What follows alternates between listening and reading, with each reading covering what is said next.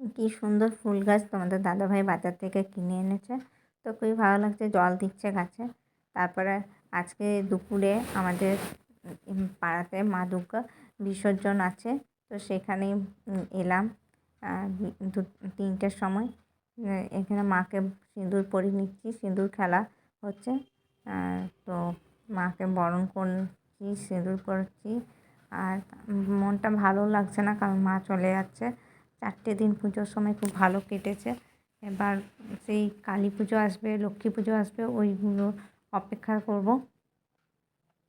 তো আজকে ত্রয়োদশীর দিন বিসর্জন হয় আমাদের পাড়াতে মা দুর্গা। তো সেই জন্যই তো সবাই মিলে বেশ বরণ করলাম মাকে। আর খুবই ভালো লাগছে। তারপরে যাব আমরা মায়ের বিসর্জন, যেখানে যে পুকুরে মায়ের বিসর্জন হয়, তো সেখান পর্যন্ত যাব। তো তোমরা পাশে থেকেও আর পুরো ভিডিওটা দেখতে থাকো, আর অনেক ভালোবাসা দিও। আর আমার ভিডিওগুলো প্রত্যেকটাই লেট হয়, কারণ আমি খুবই লেজি, তোমরা তো বুঝতেই পারছো। কারণ আমি ভিডিওগুলো খুব দেরি করে ছাড়ি, আমার এডিট করার সঙ্গে সঙ্গে হয় না, তো পারি না, আমাকে টাইম নিয়ে করতে হয়। তো তোমরা প্লিজ কিছু মনে করো না, আমাকে সাপোর্ট করো, আমাকে ভালোবাসা দিও। যেন তোমাদের ভালোবাসার জন্য আমি বলি না তাড়াতাড়ি করে করতে হবে, আমাকে একটা এনার্জি পাবো। তো প্লিজ একটু আমাকে এনার্জি দিও। মা দুর্গা বিসর্জন, মাকে সবাই মিলে বসিয়ে ঠেলার উপরে নিয়ে যাবে, তো আমরাও যাব। তো সবার সাথে আমিও যাব। মুখটা সিঁদুর খেলে বেশ ভালো লাগে দেখতে।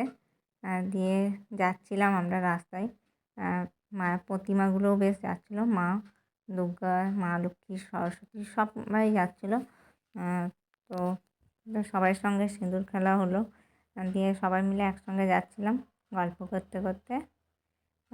অনেকটা রাস্তা হেঁটে হেঁটেই আমরা যাচ্ছি, পায়ে খুব পা ধরে যাচ্ছে,